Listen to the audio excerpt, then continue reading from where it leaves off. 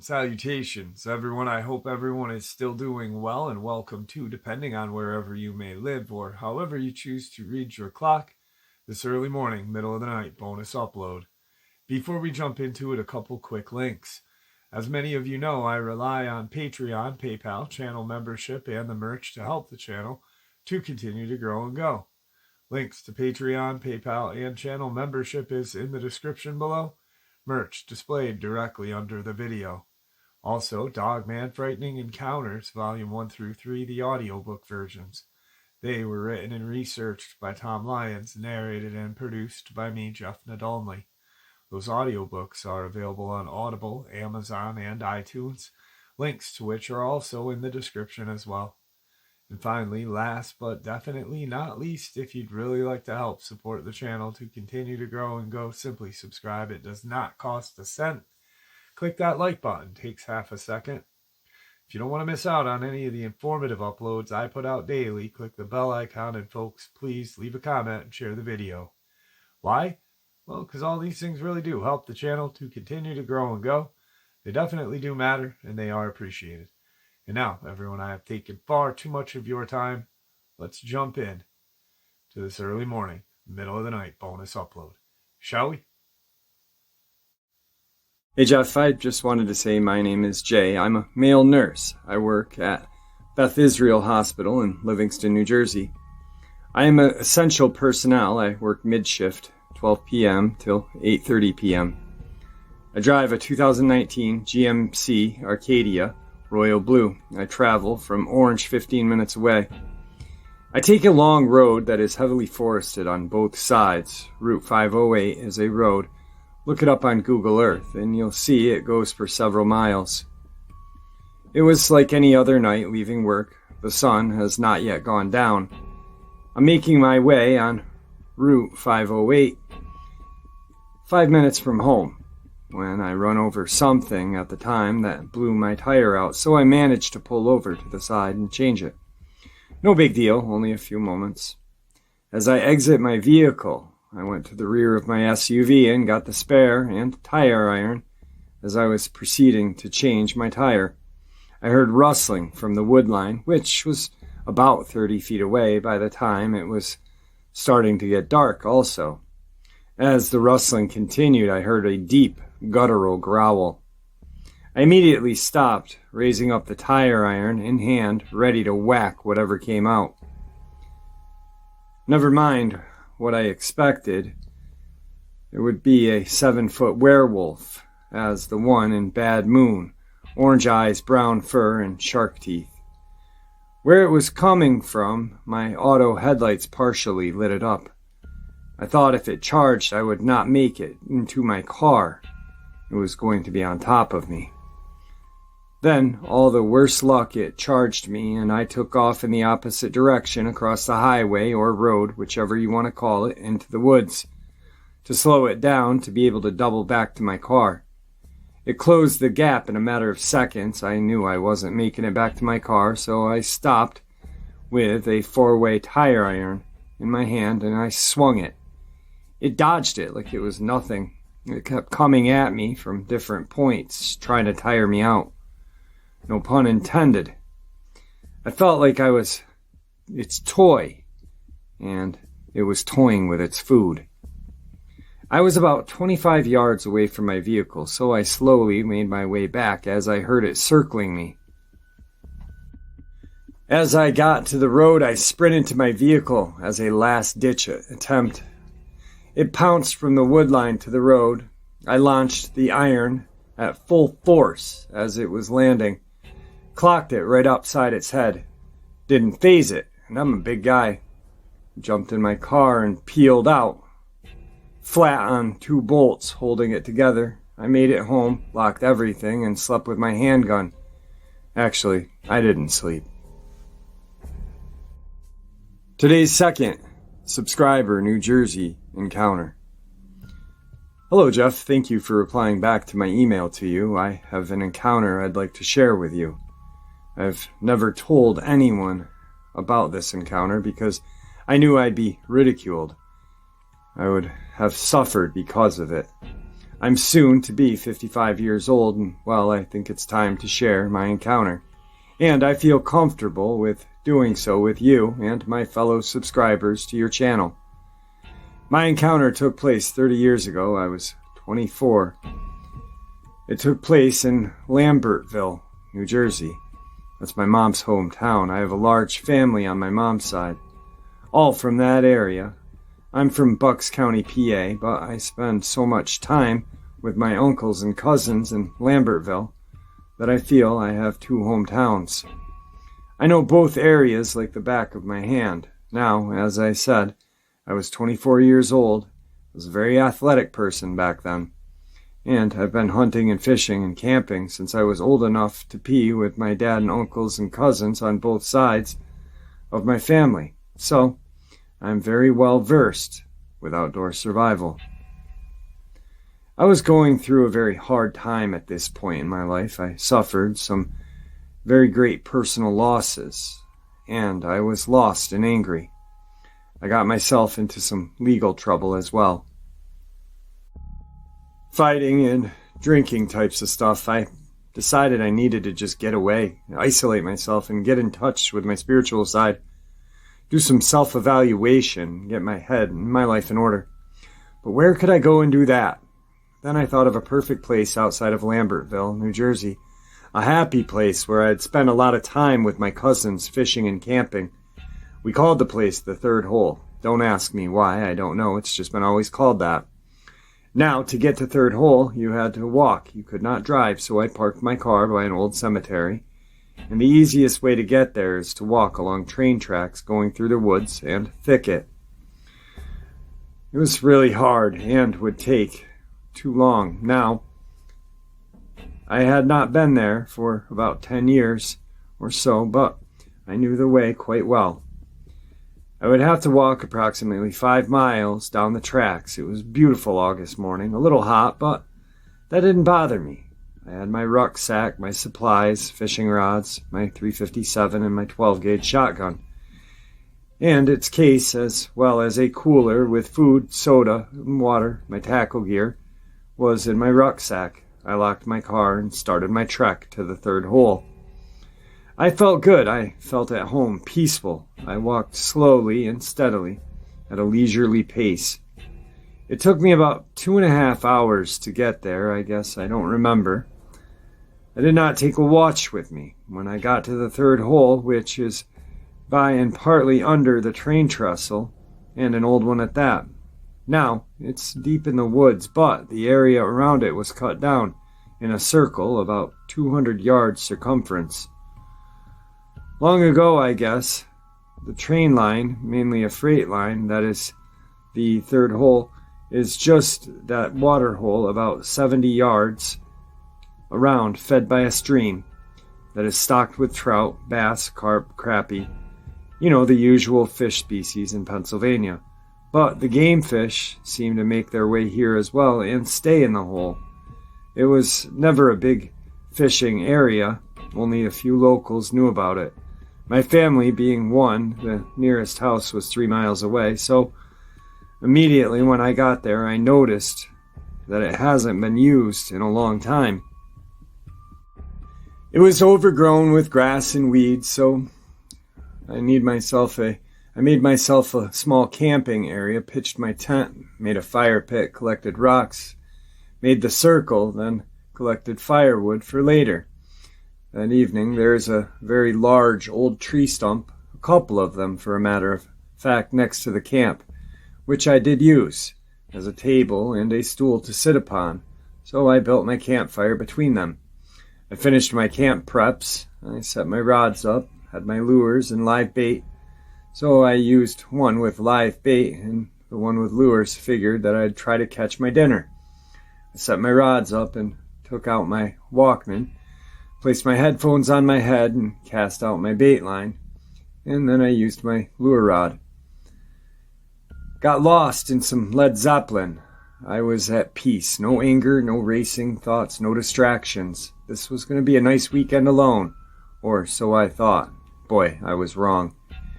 I fished, no worries, caught a few small trout, threw them back, changed my bait line. Some small fish nibbled off and kept fishing. I finally caught 4 nice-sized rainbow trouts. That was my dinner. I cleaned them, washed them in the stream, laid them on some tin foil on the stump, seasoned with some seasonings I had brought with me. I brought some wild rice with me as well. Got out my camping skillet and foldable bottom, used my spring water for rice, which I started to cook first on the fire since it would take the longest. Then the fish kicked back and watched the sun start to set. This time I was listening to some Pink Floyd. By the time my rice was done, it was early but dark. I got my Coleman lantern, lit it, the whole campsite lit up. I spitted my fish and started to cook them over the fire, slowly turning them. Man, did I feel relaxed and great. Every fiber of my being was just loose. I felt comfortable in my own skin for the first time in a very long time. And I was hungry. I can't wait to get some fresh fish and wild rice. My fish was done and I was drooling. It was totally black now except for my lantern and the fire. I took the fish off the spit, placed it on the tin scoop, some rice, and sprinkled some salt, grabbed a soda from my cooler, took my headphones off, and that's when it hit me, an odd feeling. Something just wasn't right with the night.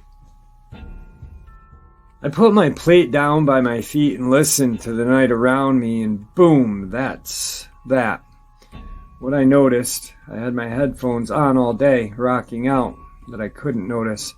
There was no sound, no crickets, no frogs, no coons or possums moving or sputtering in the woods. No bats. Not even a mosquito was around.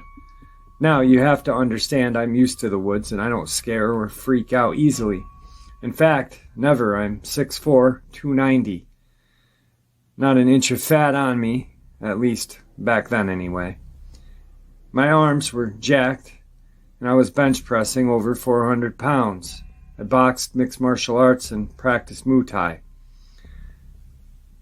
I was cut and an intimidating figure. I also was a crack shot. I reached over the stump and pulled my shotgun to me and checked my loads.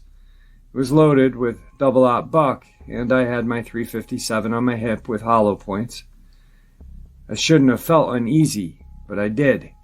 And I don't know why, at least at that moment. I didn't pick up my plate, and I did pick up my plate, and I slowly started to eat after a few moments of uneasiness. It was growing. Something told me to slowly turn around. I felt like I was being watched. As I slowly turned my head, I totally lost my mind. Crouching on the stump behind me, just to the left, about 8 feet away, was a frickin' walking, breathing nightmare from horror movies. It was a friggin' werewolf, but that couldn't be right. It was only quarter moon. I closed my eyes, figured when I opened them, this hallucination would be gone. But I was wrong. When I opened my eyes, he was still there. And yeah, I say he because I could see his genitalia. And he was all boy. He was just squatting like a man on his horse with his arms resting on his thighs. And yes, I say arms. This thing had hands, not paws. Very long and slender, kind of like raccoon hands. What is an opposable thumb and a very long, sharp claws on the end. Long ears with tufts of fur on the very top. Very long snout. Lucky dogs, but wild animals and a mouthful of very sharp, shiny teeth. Like too many teeth for its mouth. Its eyes were a golden yellow, and they seemed to glow with their own light. And like I said, I'm a pretty big guy, and this thing was twice as wide as me, and then some. It was on its haunches. It was well over 6 feet tall. The arms were twice as big as mine. Its chest and shoulders were just huge. Its thighs were humongous. Its stomach was lean, narrow, but ripped beyond belief. It was black as coal, but its muzzle had some gray around it. And there were some streaks of gray in its fur, and there was a tail, short, hanging over the stump. Taking all of this in only took a few seconds, but felt like hours. There was no strong smell coming from it. It made no sound coming up from behind me. Hell, I couldn't even tell you how long it was even there. I just knew I was dead. I didn't stand a chance with this thing. On a physical level, with those claws, it would cut me in half in seconds, and I knew it.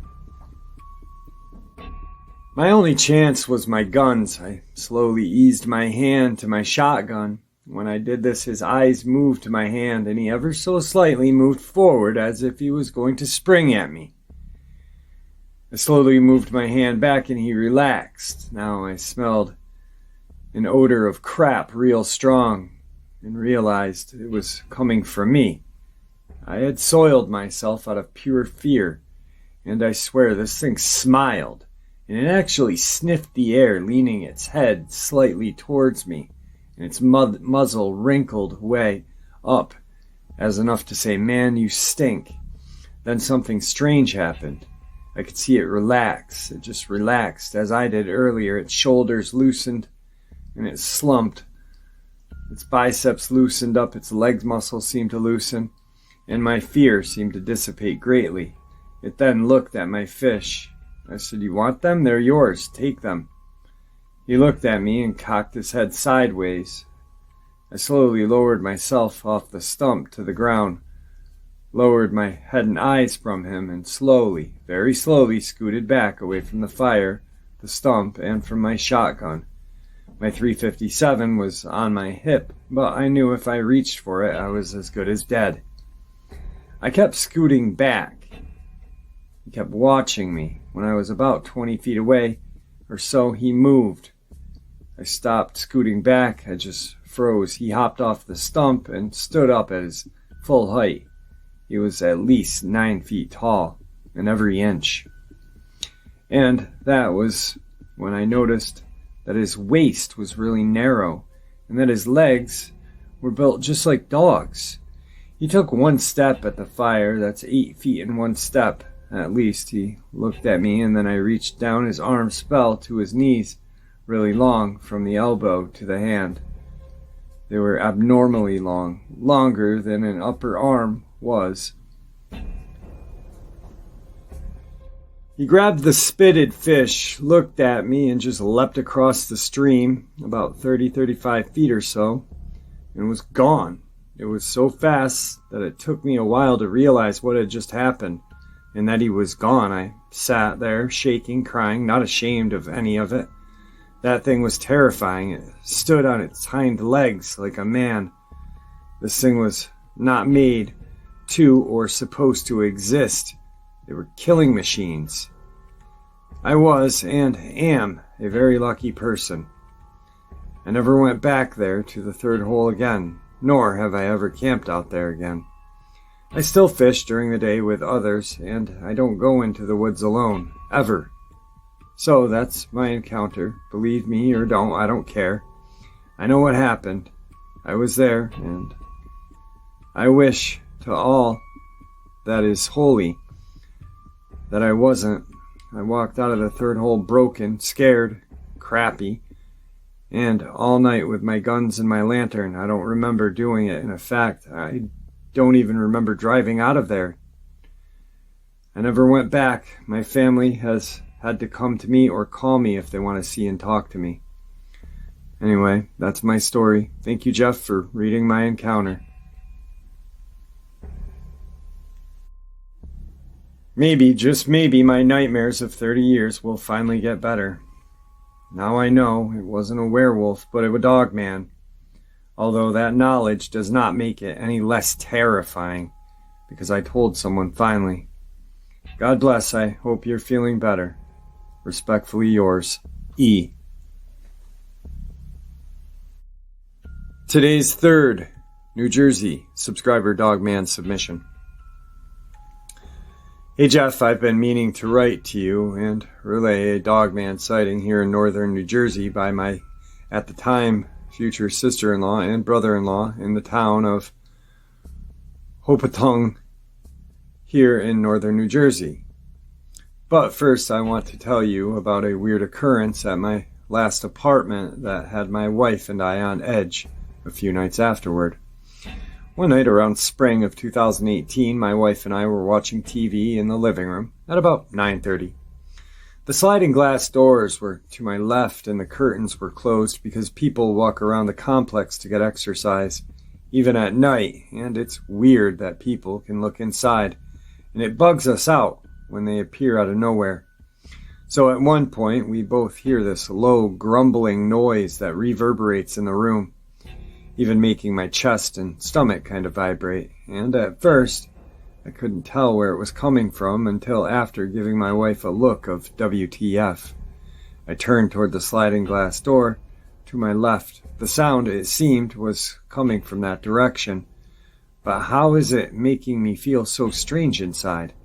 It lasted 4 to 5 seconds, and once it stopped, we both still had the look of WTF on our face and tried to figure out what the heck that sound was and where it had come from.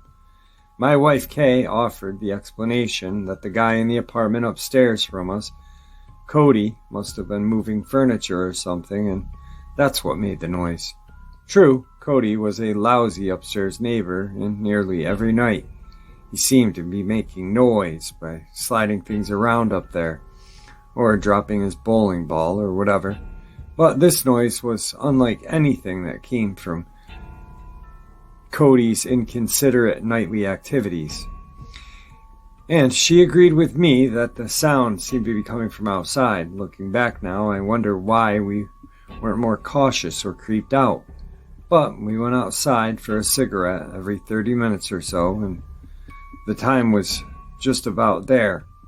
So maybe 15 minutes after we heard the strange sound, we went back in. We went back to smoking cigarettes. It was almost 10 o'clock, and the night was chilly, dead quiet. The woods, less than 100 feet away from our building, which was in the outskirts of the complex, where there was a big field of grass before the woods, where a transit train ran. What bothered us was the smell that met our senses when we went outside to smoke. We waited to hear, Kay had to say, before I said anything, and I didn't have to wait but a few seconds before she said, "Ew, babe, what's that smell?" It was a sour smell of rotting animal carcass, blood and urine mixed together, and it was all around us. That night there was no breeze, the air was chilly, as I said before, but pretty still. So it was hard to tell where the smell was coming from. We figured it had to be coming from the woods to our left, where they passed closest our apartment. There wasn't any garbage bags left outside by any of our neighbors that we could see, and anyway, we always seemed to be the only people that came outside onto the patios to sit in our chairs and enjoy the scenery. That smell was not garbage. It was the smell of death plus urine and blood. I've never smelled anything quite like that, except maybe roadkill. But all those smells combined was something way worse. We both finished our cigarettes and had enough of the nasty smell, and we went back inside to watch some TV. About 30 minutes later, we came back out for another smoke. I checked to see if there was anything near the door before opening it, but strangely this time the smell was completely gone, vanished. Neither of us could catch a whiff of it. And still, the air felt very still, without a slight breeze, not to mention very quiet. Where'd the smell go? And more so, where did it come from in the first place? We have no idea. But once we talked about it, and possibility of the growling sound and terrible smell coming from the same source, we weren't so keen on going outside anymore that night. Maybe it was nothing, but we weren't feeling that. We really wanted to know what was going on, so we finished our cigarettes and went back inside for the rest of the night. Weird, huh? Ever hear of anything like that before? Couldn't have been our imagination. I feel like there was a Dogman possibly hanging out in the woods near our home. So, on to the story I heard from my sister and brother-in-laws. Kara and Kurt were driving home on Route 181 in Jefferson Township from a diner.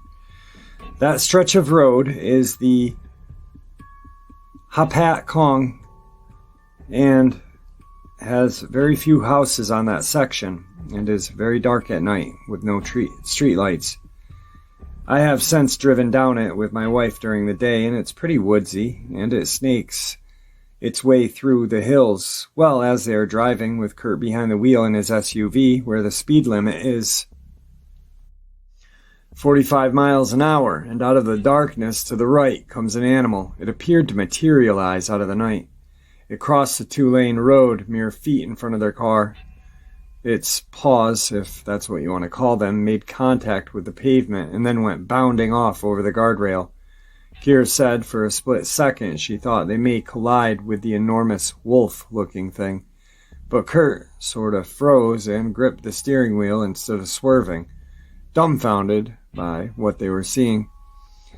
Once it was gone, the two of them were silent for a few moments. Then Kira spoke.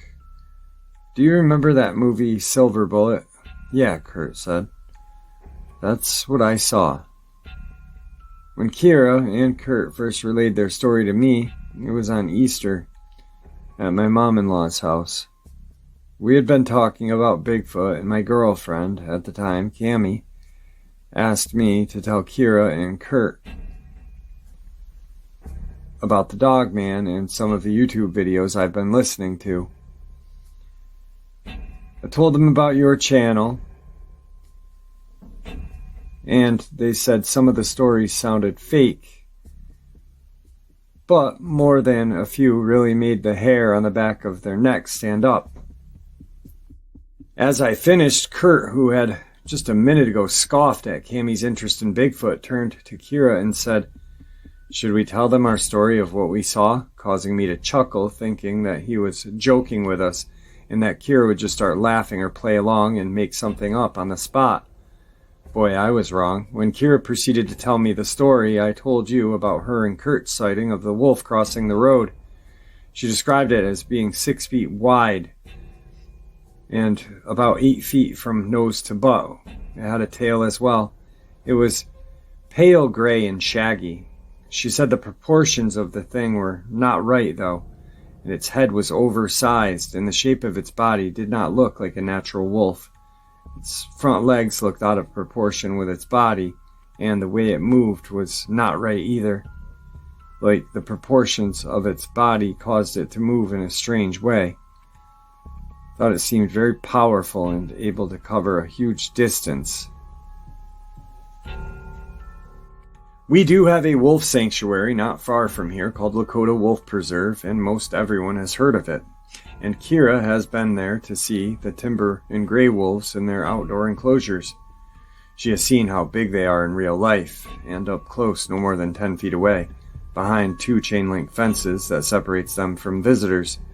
She said that what she saw with Kurt that night looked different than those wolves in the preserve, and the werewolf from the movie Silver Bullet popped into her head right away due to the strange way it moved, its proportions, and its sheer size. The animal's back, while passed on all fours in front of the car, was well above the hood. Its legs were so long. This animal came out of the woods moving extremely fast from a high arching leap, landing on its feet on the road, then springing back up and to their left across the oncoming lane, making the entire distance of 35 feet look like it exerted little effort to travel before it practically flew into the woods and disappeared into the darkness. I was listening to their story with obvious excitement and asked them about the size and whatever other details they could provide, including the name of the road they saw it on. Kira and Kirk both said it was huge, bigger than the front of their SUV. Yeah, it was really big. My wife and I were astonished. My sister never told her about what they saw before, not until that day, when I told them about the coolest new cryptid on the block, Dogman, and how there were whole channels on YouTube dedicated to telling the stories of people's encounters with these things. They both aren't the type of make things up like that, especially Kurt. I've gotten to know him better since then, and I know he is a no-nonsense kind of guy. Well, Jeff, that's my encounter of what Kira and Kurt told me, and me and my wife, about their silver bullet encounter up here in North Jersey. I know that you've told some other stories and sightings here in Jersey, and hearing those from you, I just had to send my story to you.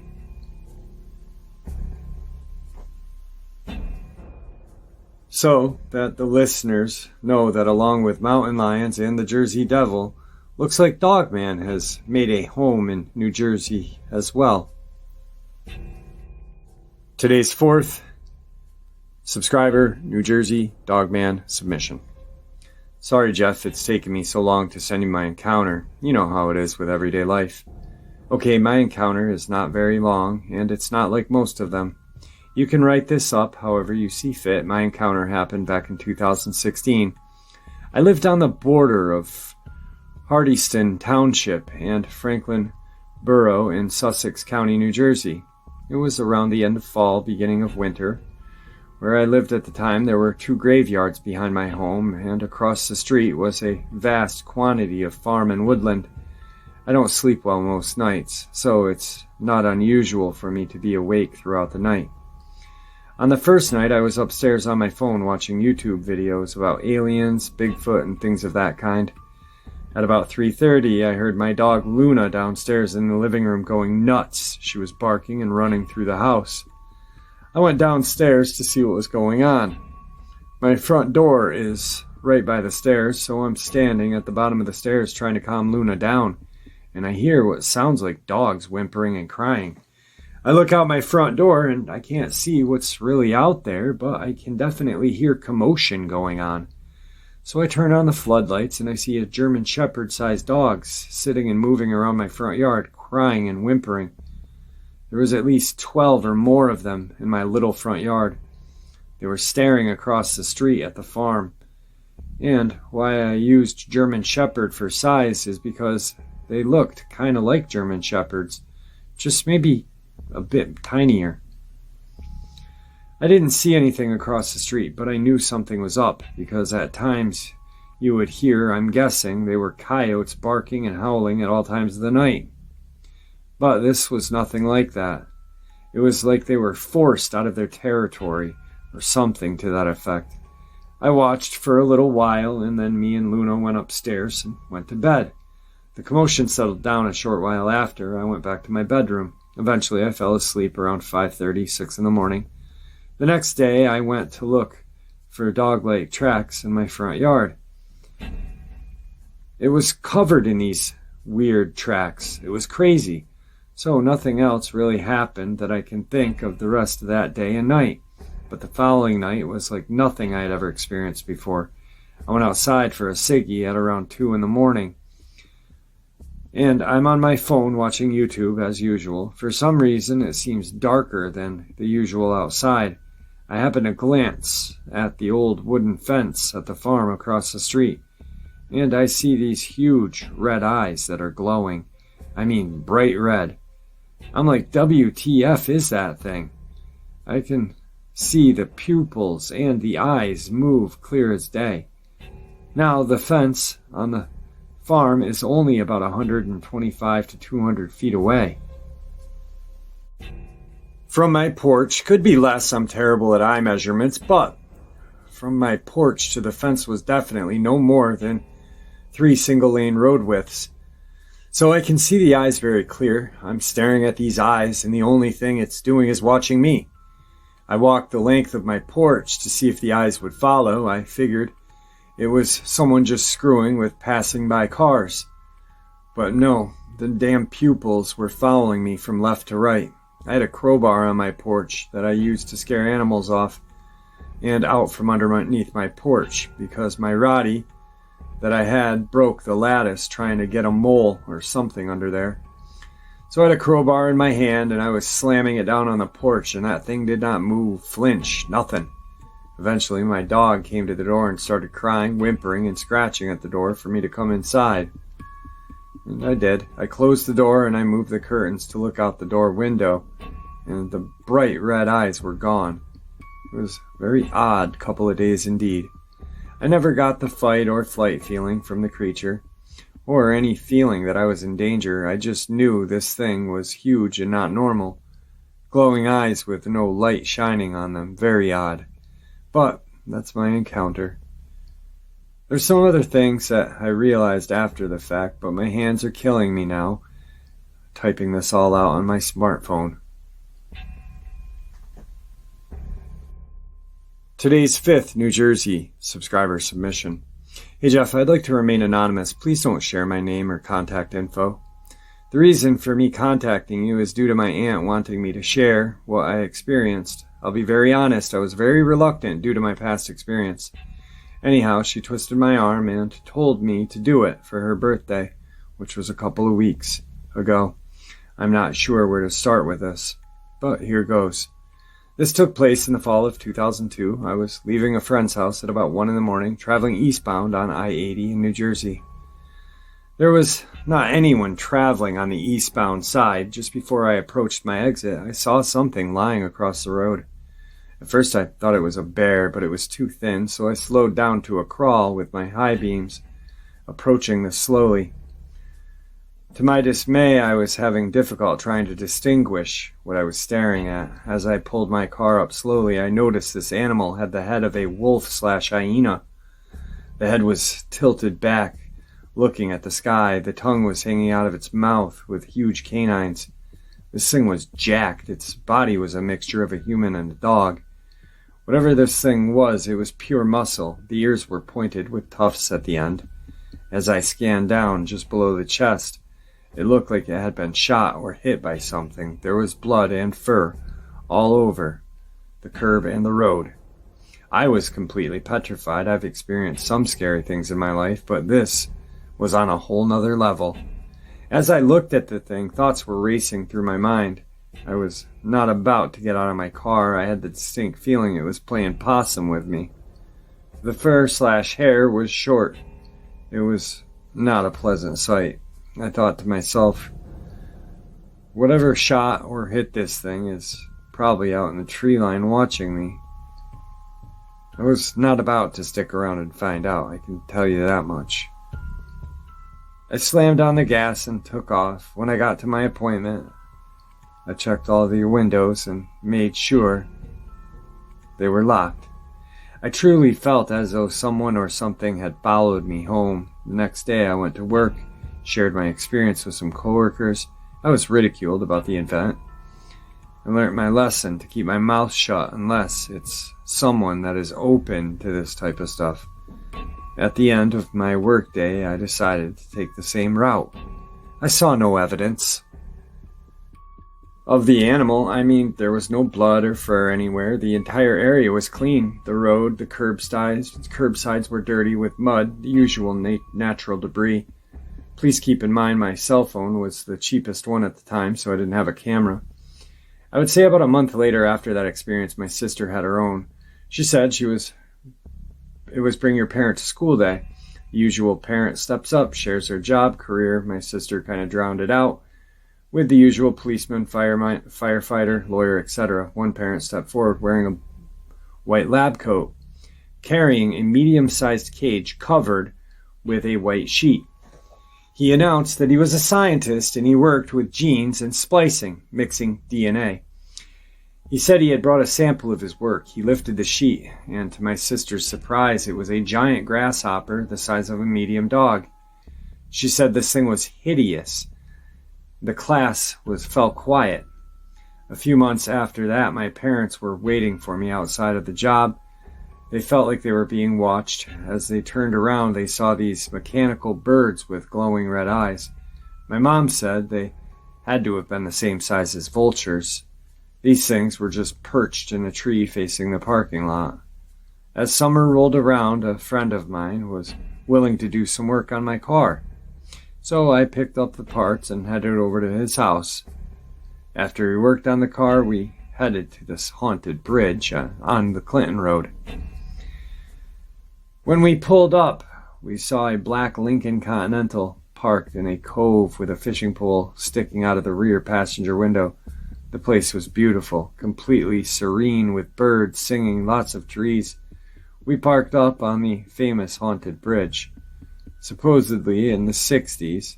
Kids were racing,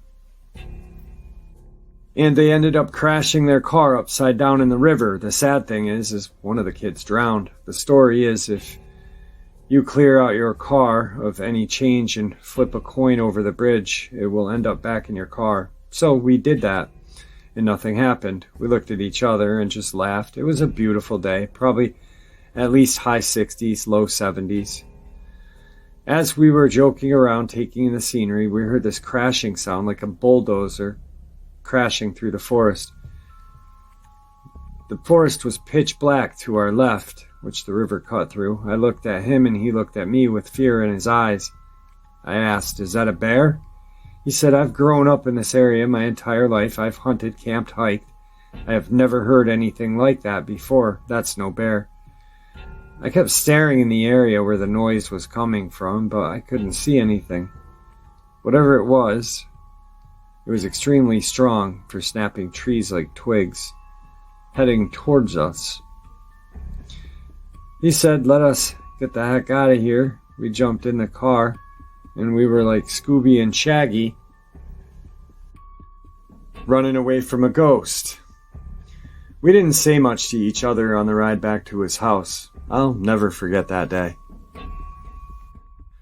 And tonight's final New Jersey subscriber, Dogman submission. This finishes off Jersey, guys. Hey Jeff, this tale begins not with me personally, but kinda includes the whole family.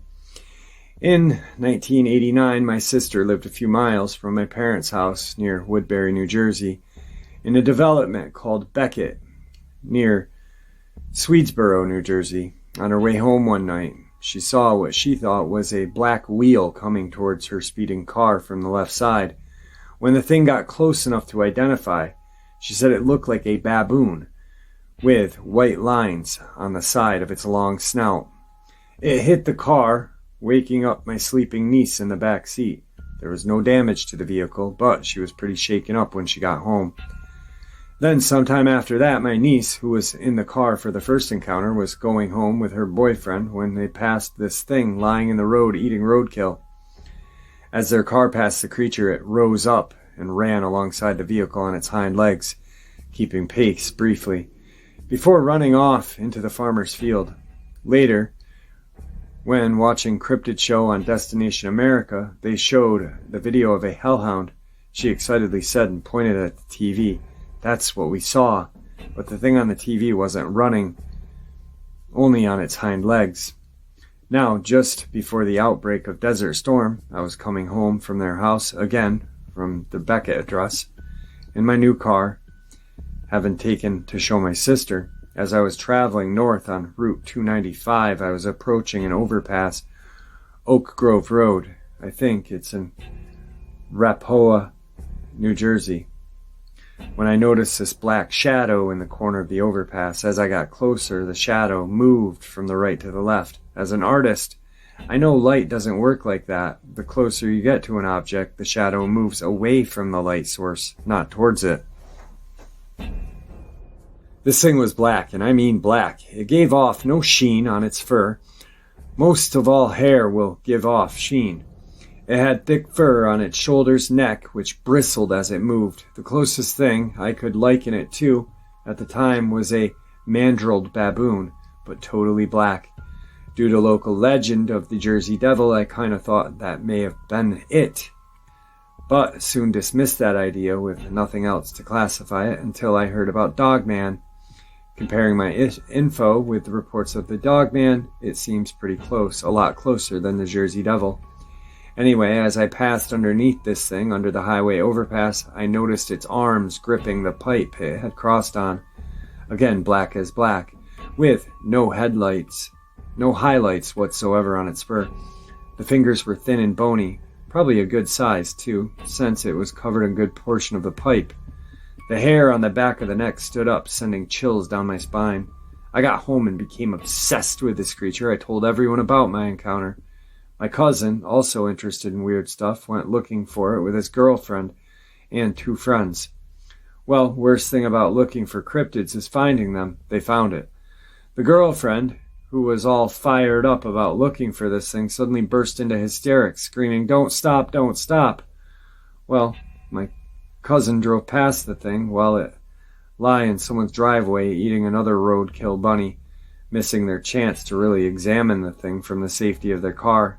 The girlfriend calmed down and they went back, and surprise, it was gone. Still don't know what it was. All accounts of these encounters match in description, so it's some kind of critter running in South New Jersey.